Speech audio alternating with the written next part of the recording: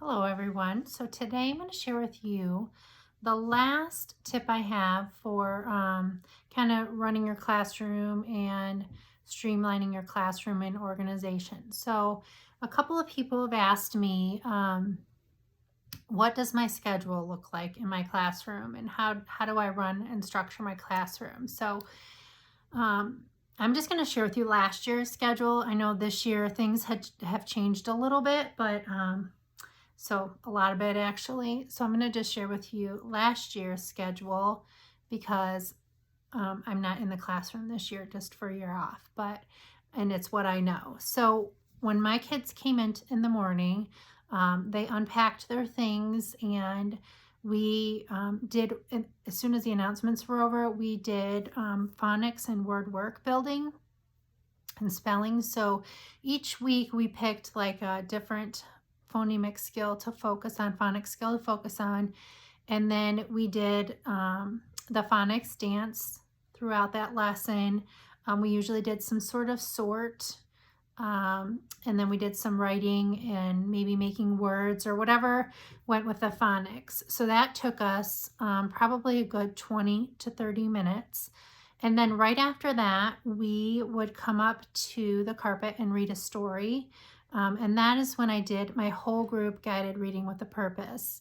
I've been reading a lot of research about like the science of reading, and actually I felt good about this because listening comprehension is so important for children and building their comprehension and their vocabulary and their reading skills. So I'm glad that we were already implementing this. But so for guided reading with a purpose, we always pick a comprehension skill and a theme for the week, and then we just practice that skill all week long with different stories. So every day during that week, we would read a different story based on a theme and focus on that comprehension skill, which I'm going to be doing lots of videos for coming soon.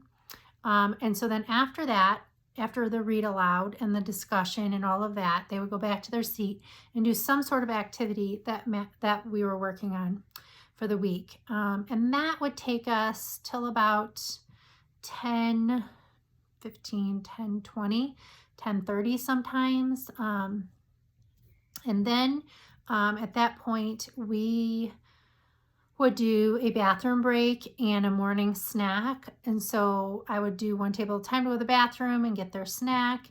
And then if there was like a little bit of loose time, I would help somebody maybe if they needed it. And then we would do our language together, language, grammar,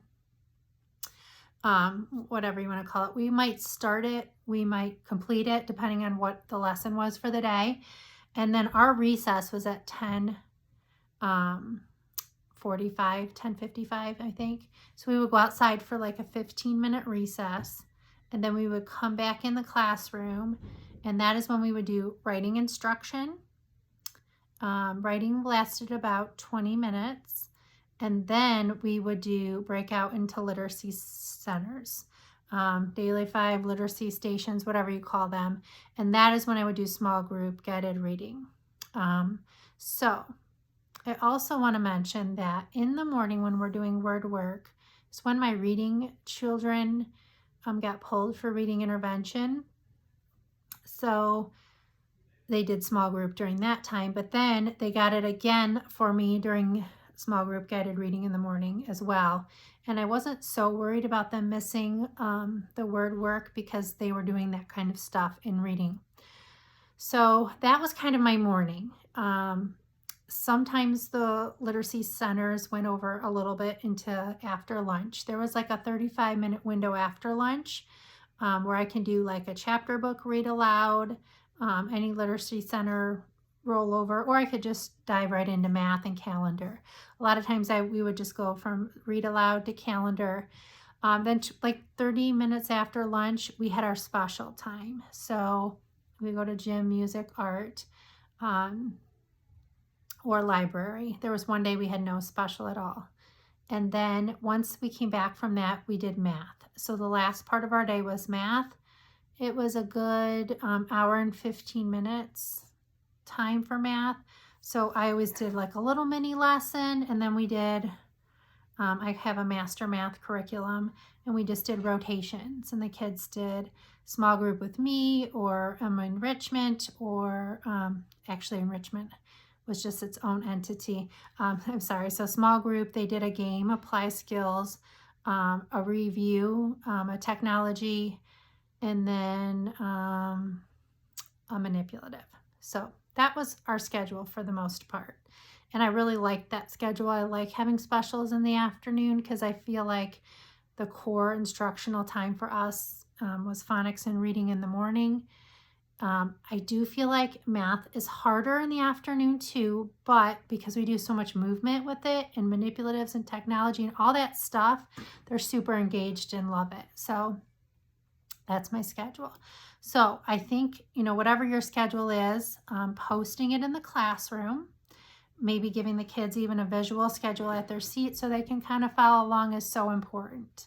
And the other thing I wanted to touch on was jobs. So a while back, I watched a video from somebody on Instagram. I'm going to find out who it is. I can't think right off the top of my head. And she talked about hiring people for jobs. And I watched her whole video, and I thought, I don't know about that. So the kids have the same job all year long. Well, I thought I would give it a try. And it is the best thing that I ever did in my classroom. So I used my job charts that I make for my decor packs, but basically the gist of what, and she has a whole separate pack, so I'll try to find that and link that for you. But how I did it in my room was I got to know the kids, and during the day I was like, oh, I wish somebody was doing that, or I wish somebody was doing that. And I just started writing a list of things that I felt could make my room run quicker, more efficiently, and things that would just take work off of my shoulders.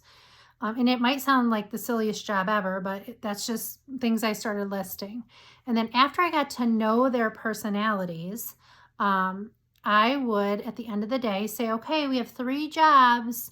If you want to apply, let me know. And I described what the job was, and they could raise their hand if they wanted to apply for it. And then I would just write it down on a little sticky note. And then after knowing their personality, I would pick who I felt was best fit for that job. And then the next day I would say, okay, we hired 3 new helpers. And so slowly my job chart began to build until everybody in the classroom had a job. It was the same job. So my job chart never had to be changed, which is the hugest bonus, because honestly, who has time for that business? I don't have time to change my job. And that's what drew me to this in the beginning. But then the children, it was like giving them a chore. Like, how your own children maybe have chores at home. It was like a responsibility for them in the classroom. They were very proud of that responsibility. And when you hire them, you make it seem like they are just the perfect fit for that job because you perfectly fit them for that job. And I don't know, it's just, I can't even say enough about it. It's like a win-win all around. Now, if you have 24 kids, you're thinking, how can I come up with 24 jobs? Believe me, if you really just sit back and look at your classroom, you can come up with different ideas and just customize your jobs to make your life easier. Like I had a line leader, and I had, even if it was like organize the desk at the end of the day, or I had a locker checker. So somebody went to make sure all the lockers were shut. And if they weren't, they knew they had to politely tell the child, you need to go shut your locker. I had a locker checker in the morning when we came in because I don't like messes out in the hallway. Just simple little things like that. A door holder, a librarian. You have those kids that love to organize. So get those kids doing the jobs that you need them to be doing in your room. And then, find things that are perfectly fit for your other friends. So definitely display a schedule in your classroom so your kids have expectations and know what's going to be happening during the day. If you do have changes in your schedule, tell them first thing in the morning to kind of prepare them. And then my other tip today is job chart. I'll link a bunch of stuff below in the description for you. So I hope these tips help you this week. I'm excited to start talking about curriculum and sharing some teaching tips with you coming soon.